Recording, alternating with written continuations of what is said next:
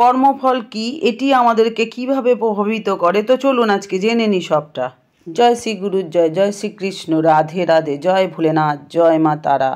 কর্মফল কি? পূর্বজন্মের কর্মের ফল এ জন্মে ভোগ করতে হয়, তার কি কোনো প্রমাণ আছে?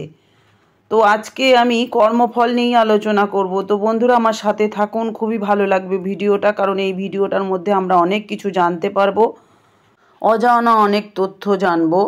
তো চলুন, নতুন হয়ে থাকলে বলবো সাবস্ক্রিপশন করে পাশে থাকুন, সকলের সাথে শেয়ার করুন এই তথ্যমূলক ভিডিও, আর কমেন্ট করে জানান কেমন লাগছে।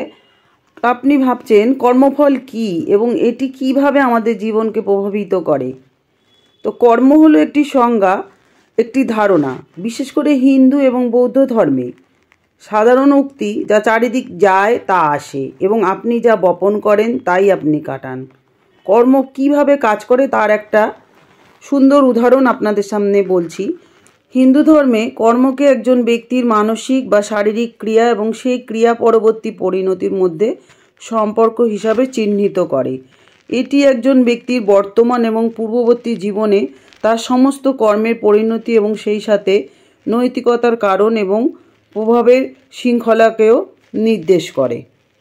আর বৌদ্ধ ধর্মে কর্ম বলতে কারণ এবং প্রভাবের নীতিকে বোঝায়। একটি কর্মের ফলাফল যা মৌখিক, মানসিক বা শারীরিক হতে পারে। শুধুমাত্র কাজ দ্বারা নয়, উদ্দেশ্য দ্বারাও নির্ধারিত হয় কর্ম। তাহলে হিন্দু ধর্ম এবং বৌদ্ধ ধর্মে আলাদা আলাদাভাবে কর্মকে কিভাবে দেখানো হয়েছে সেটা বলা হলো। তো এবার কর্ম বনাম ধর্মেতে কি আছে সেটা দেখি।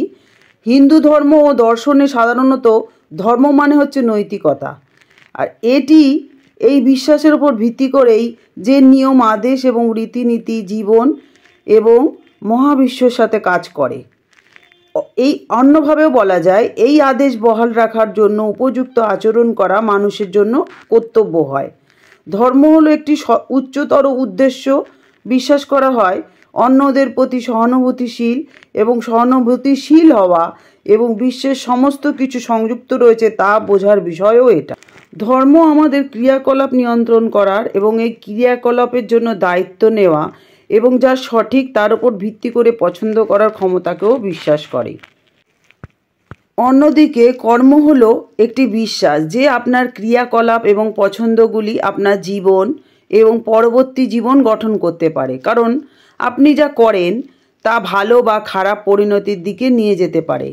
কর্মফল ভালো উদ্দেশ্য নিয়ে ভালো কাজ করতে উৎসাহিত করে, যাতে আপনি একটি ইতিবাচক ভবিষ্যৎ পেতে পারেন। মানে আপনার কর্মই আপনার ভালো কাজ করতে উৎসাহিত করে এবং একটা ভালো ভবিষ্যৎও পেতে পারেন আপনি কর্মের মাধ্যমে। তো কর্মের প্রতীক, কর্ম বা বৌদ্ধ ধর্মের নীতির সাথে বিভিন্ন প্রতীক যুক্ত। এই চিহ্নগুলির মধ্যে রয়েছে একটা, যেটা অন্তহীন বা চিরন্তন গিট। এই ছবিটা আমি একটা দিয়ে দেবো আপনাদেরকে এখানে। এটি একটা নকশা বলতে পারেন, যা ছেদকারী সমকোণ রেখার সমন্বয়ে গঠিত। কেউ কেউ কিন্তু এটাকে যন্ত্রণা, জন্ম মৃত্যু বা পুনর্জন্মের অন্তহীন চক্রের ধারণার প্রতিনিধিত্ব করে বা ব্যাখ্যা করে। এটি প্রতিফলিত করে যে কিভাবে বিশ্বের সব কিছু এর দ্বারা সংযুক্ত রয়েছে। এই যে অন্তহীন চক্র বা চিরন্তন গিট দেখে নিন, অর্থাৎ কিভাবে বিশ্বের সব কিছু সংযুক্ত রয়েছে বা বুদ্ধের অসীম জ্ঞান এবং করুণা এর দ্বারা। প্রতীকটি আরও পরামর্শ দেয় যে বাস্তবতা ধারাবাহিকতার উপর ভিত্তি করে এবং কিছুই শেষ হয় না। আরেকটি উদাহরণ হচ্ছে পদ্ম ফুল। এই ফুলের শক্তিশালী কাণ্ডের কারণে পদ্ম ঘোলা জলের ওপরে বৃদ্ধি পায় এবং সূর্যের আলোতে এই ফুল ফোটে। এটি একটি উল্লেখযোগ্য প্রতীক হয়ে ওঠে। এটি আমাদের মূল প্রকৃতি থেকে আত্মার যাত্রাকে প্রতিনিধিত্ব করে, যা কিনা সংগ্রাম এবং কষ্টের সাথে আবদ্ধ। সৌন্দর্য, স্বচ্ছতা, যেহেতু ফুল শান্তি, প্রজ্ঞা এবং শিক্ষা এবং অভিজ্ঞতার মাধ্যমে জ্ঞানার্জন করায় এই ফুলের প্রকৃতি আমাদেরকে। এরপরে যে উদাহরণটা সেটা হচ্ছে জীবনের চাকা।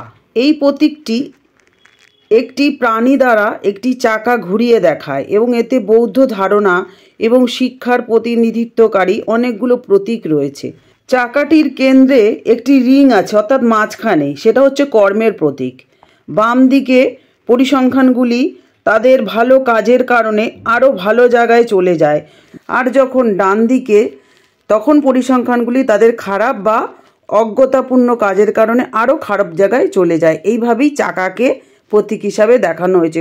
এবার হচ্ছে কর্মফল কিভাবে কাজ করে আমাদের জীবনে। কর্ম ইচ্ছাকৃত কর্ম প্রচার করে। উদাহরণস্বরূপ, আপনি যখন প্রয়োজনে কাউকে সাহায্য করেন তখন কর্মটি একটি ছাপ ফেলে। এই ছাপগুলি যেমন অভিজ্ঞতার সাথে বিকশিত হয়। এটি আপনার প্রয়োজনের সময় বিনিময়ে সাহায্য পাওয়ার সম্ভাবনা কিন্তু খুলে দেয়। উল্টো দিকে ক্ষতিকারক ক্রিয়াগুলি নেতিবাচক পরিণতি নিয়ে আসে, অর্থাৎ নেগেটিভিটি। যখন আপনার প্রয়োজন হয় তখন আপনি সাহায্য পাবেন না, তবে পরিবর্তে আপনার ক্ষতি হতে পারে। কিন্তু কর্মফল কিভাবে কাজ করে আসুন তাহলে জেনে নিই। আপনি যদি অর্গ্যানো রোপণ করেন, আপনি কি তার জায়গায় অন্য কিছু বাড়বে বলে আশা করবেন? অবশ্যই না, তাই না? অর্গ্যানো বীজই অর্গ্যানোতে বেড়ে উঠবে। ঠিক তেমনি ল্যাভেন্ডার বীজ ল্যাভেন্ডারে পরিণত হবে, তাই তো? আপনি যে বীজ রোপণ করবেন সেই বীজেরই ফল আপনি আশা করবেন, অন্য নিশ্চয়ই হবে না। সেটাই আর কি। তেমনি কর্ম মনোবিজ্ঞান মূলত এই ধরনেরই। আপনি যদি ভালো উদ্দেশ্য নিয়ে কাজ করেন তবে কিন্তু আপনি সুখ পাবেন, আর আপনি যদি খারাপ উদ্দেশ্য নিয়ে কাজ করেন তবে কিন্তু আপনার সমস্যার সম্মুখীন হতে হবে। যেমন ধরুন, আপনি যখন দেখেন যে ক্ষমতার পদে অসৎ এবং নিষ্ঠুর ব্যক্তিরা জীবনে এগিয়ে যায় বা সদয় ব্যক্তিরা কষ্টের মুখোমুখি হয়, তখন আপনার খুবই খারাপ লাগে, তাই তো? আবার যখন দেখেন যে কোনো একটা মানুষ খুব অল্প বয়সে মারা যাচ্ছে, তখন আপনার কর্মের প্রতি বিশ্বাস করাটা আপনার জন্য খুব কঠিন হয়ে যায়। অনেকেই শুধুমাত্র দুর্দশার সময় বা যখন অনিয়ন্ত্রিত পরিস্থিতি দেখা দেয়, যেমন স্বাস্থ্যের অবনতি হয়, অসুস্থ হয়, তখনই কর্মে বিনিয়োগ করে। কর্ম প্রায়শই এই পরিস্থিতি মোকাবেলা করতে সাহায্য করে। এমনকি যারা কর্মফলকে বিশ্বাস করে না তারা প্রায় মনে করে যে ভালো কাজগুলো ভালো ফলাফলের দিকে নিয়ে যায়। যাই হোক, এই বিশ্বাসের একটি খারাপ দিক আছে। কিছু মানুষ নিঃস্বার্থ দাতা, যারা মনে করে তাদের ভালো কাজ এবং ত্যাগ তাদের জীবনে জয়ী হতে সাহায্য করবে। কিন্তু এই দাতাদের মধ্যে অনেকেই ব্যর্থ হন, কারণ তারা অন্যদের সাহায্য করার সময় সীমানা নির্ধারণ করা কঠিন বলে মনে করেন। তারা অন্যদের সাহায্য করার জন্য তাদের নিজস্ব উচ্চাকাঙ্ক্ষা এবং লক্ষ্য বাদ দিতে পারে। কর্মের প্রকারভেদ। কর্ম আলাদা বা সমষ্টিগত হতে পারে। উদাহরণস্বরূপ, স্বতন্ত্র কর্ম একজন ব্যক্তির চিন্তা, শব্দ এবং কর্ম দ্বারা তৈরি হয়। কিন্তু যখন লোকেরা একটি গোষ্ঠী হিসাবে কাজ করে, মানে দলবদ্ধ হয়ে, যেমন সৈন্যরা যখন অস্ত্র ব্যবহার করে বা যখন একটি ধর্মীয় দল প্রার্থনা করে বা ধ্যান করে, তখন তারা যৌথ কর্মফল তৈরি করে। ভালো কর্ম আর খারাপ কর্ম কি ডিফারেন্স আর কি? কর্মকে ভালো এবং মন্দ ভাগে ভাগ করা যায়। ভালো কর্ম হলো অন্যের জন্য করা ভালো কাজের ফল, অন্যদিকে খারাপ কর্ম অন্যের জন্য ইচ্ছাকৃত ক্ষতির ফলে। যদি আপনার কর্মগুলো দীর্ঘস্থায়ী ব্যথা এবং যন্ত্রণার কারণ হয়, তবে সেগুলোকে নেতিবাচক, অসাধু বা ধ্বংসাত্মক বলে মনে করা হয়। যদি আপনার ক্রিয়াকলাপ সুখের কারণ হয়, তবে সেগুলো গঠনমূলক, ইতিবাচক এবং পুণ্যময় বলে বিবেচিত হয়। যদিও ক্রিয়াগুলি মৌলিকভাবে ভালো বা খারাপ হওয়ার মতো কালো এবং সাদা নয়, ফলাফলগুলি উভয় হিসাবে চিহ্নিত করা যেতে পারে। এবার বলবো সঞ্চিত কর্ম বনাম প্রবাদ কর্ম। কর্মের 4টি মাত্রা আছে। এদের মধ্যে সঞ্চিতা এবং পদ্য দুটি সবথেকে বেশি প্রচলিত। সঞ্চিতা কর্ম হলো কর্মের গুদাম, যা বিবর্তনে ফিরে যায়।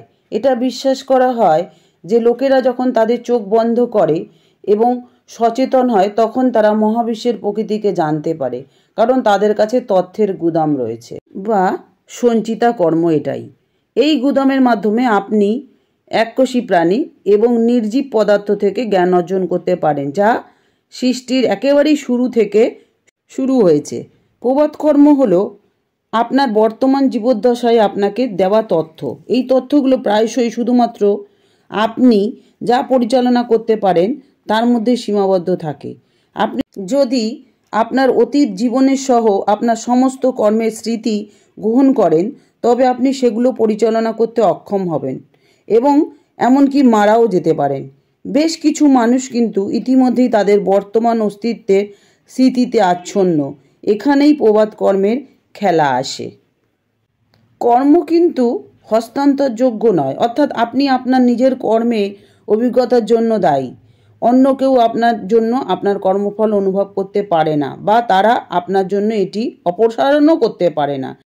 এমনকি যদি আপনি কর্মে বিশ্বাস না করেন, খারাপ অভিপ্রায়ে লোকেদের সাথে আচরণ করা প্রায়শই কঠিন অনুভূতির দিকে কিন্তু পরিচালিত করবে আপনাকে, যা অসুখী বা বিরক্তি সৃষ্টি করতে পারে। একা এই অনুভূতিগুলির জীবনে সমস্যা সৃষ্টি করতে পারে। লোকেরা প্রায়শই কর্মকে দায়ী করে অন্যদের সাথে আপনি যেভাবে আচরণ করতে চান সেভাবে আচরণ করা। কর্মফল প্রভাবিত করতে পারে আপনি কিভাবে আপনার জীবন পরিচালনা করেন, হয় পরিণতির ভয়ে বা ভবিষ্যতের পুরস্কারের প্রত্যাশায়। জানব কিভাবে ভালো কর্ম আকৃষ্ট করা যায় আমাদের জন্য। কর্ম এই বিশ্বাসের মধ্যে নিহিত যে যা চারিদিকে যায় তা আসে, সুতরাং ভালো জিনিসগুলো আপনার সাথে ভালো জিনিস ঘটার সম্ভাবনা বেশি করে, তেমনি খারাপ জিনিসগুলো খারাপ কিছুই ঘটায় বা ঘটার সম্ভাবনা বাড়িয়ে তোলে। মজার বিষয় এটাই, আপনি ভালো বা খারাপ জিনিসগুলি অনুভব করতে পারেন, এমনকি যখন এটি অস্পষ্ট হয় যে কিভাবে আপনার ক্রিয়াকলাপ এই ফলাফলের দিকে পরিচালিত হবে। এবং ভবিষ্যতের ভালো কর্মকে আকৃষ্ট করতে আপনি যা করতে পারেন তা হলো ভালো কাজ এবং দয়া অনুশীলন করা। গবেষণায় আরও দেখা যাচ্ছে যে লোকেরা যখন অভিভূত, ভবিষ্যৎ সম্পর্কে অনিশ্চিত বা প্রয়োজন বোধ করে, তখন তারা অন্যদের সাহায্য করার সম্ভাবনাই বেশি তাদের। এখানে কিছু উদাহরণ আপনাদের সাথে শেয়ার করছি যেগুলো আপনার ভালো কর্মকে ভালো কর্মফলে রূপান্তরিত করবে। যেমন আপনি সকলের প্রতি উদারতার মনোভাব পোষণ করবেন, সকলের সাথে সব সময়, এবং আপনার চারপাশের প্রত্যেকের প্রতি দয়া দেখান। আপনি যখন দয়ার সাথে চলাফেরা করেন, আপনি ইতিবাচক কর্মকে আকর্ষণ করবেন, যা প্রত্যেককে এবং সব কিছুকে আপনার প্রতি সদয় হতে উৎসাহিত করবে। অন্যদিকে ইতিবাচক চিন্তা মাথায় রেখে, অর্থাৎ পজিটিভ ভাবনা মাথায় রেখে একটি মন্ত্র জপ করুন। এটি আপনার চারপাশে বহন করছে এমন কোনো নেতিবাচক কর্মকে কিন্তু দূর করতে সহায়তা করবে, মানে নেগেটিভিটি দূর করে দেবে। ধ্যান করুন। আপনি যখন ধ্যান করেন তখন আপনার মন পরিষ্কার করার চেষ্টা করুন এবং আপনি কেন ধ্যান করছেন তা নিয়ে ভাবুন। আপনার জীবন এবং আপনি এখন যেখানে আছেন তার জন্য কৃতজ্ঞবোধের মধ্যস্থতা করুন, অর্থাৎ কৃতজ্ঞতা জানান। জয় এবং পরাজয় উভয় ক্ষেত্রেই করুণাময় থাকুন, কারণ কোনো কিছুতে বিচলিত হবেন না। উদারভাবে অন্য মানুষের জয় এবং সাফল্য উদযাপন করুন, আনন্দ পান আর কি, এবং বিনীতভাবে আপনার ব্যর্থতা স্বীকার করুন। আপনি যখন হেরে যাবেন তখন সেটা স্বীকার করবেন। এর ফলে আপনি ভালো কর্মের প্রতি আকৃষ্ট হবেন এবং অন্যদের অনুগ্রহ এবং উদারতা পাবেন।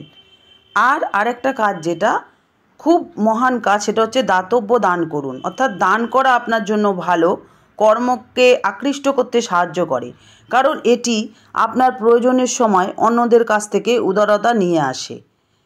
অন্যদের জন্য যেখানেই থাকুন, এমনকি যখন এটি অসুবিধাজনক হয়, অর্থাৎ মানুষের অসুবিধায় মানুষের পাশে থাকুন। যদি কোনো মানুষ কানে শুনতে না পায় তাকে সাহায্য করুন। এমনকি যদি আপনার অপরিচিতও হয় তাহলেও তার প্রয়োজনে আপনি তার পাশে দাঁড়ান, তাকে সাহায্য করুন। পরবর্তীতে তাদের কাছ থেকেই আপনি আবার আপনার প্রয়োজনে সাহায্য পাবেন, তারাও আপনার প্রতি দয়া দেখাবে। আর সমস্ত প্রাণীর জীবনে প্রশংসা করুন, তুমি ভালো, বিশেষ করে ক্ষুদ্রতম প্রাণীদের। আপনি এটি করে দীর্ঘ জীবনের কর্মফলকে কিন্তু আকর্ষণ করতে পারবেন। তাহলে কি দেখলাম আমরা? কর্ম হলো এইটাই বিশ্বাস যে আপনি জীবনে যা করবেন তা শেষ পর্যন্ত আপনার কাছে কিন্তু ফিরে আসবে ফল হয়ে, হয় এই জীবনে না হয় পরের জীবনে। আপনি কি করেন এবং আপনি কি অন্যদের সাথে কিভাবে আচরণ করেন সেই সম্পর্কে সচেতন এবং ইচ্ছাকৃত হওয়া সম্পর্কে এটি সবই। আপনি যা কিছু করেন তা আপনার আকর্ষণের ধরনের কর্মফলকে যোগ করে। সুতরাং দয়া, উদারতা এবং সাফল্যে ভরা একটি ভালো জীবনযাপন করার জন্য এখন এবং ভবিষ্যতে উভয় উদ্দেশ্যে নিয়েই প্রতিটি দিন বাঁচুন এবং কর্ম করুন। এবারে প্রশ্ন হলো, কর্মের কি কোনো অস্তিত্ব আছে?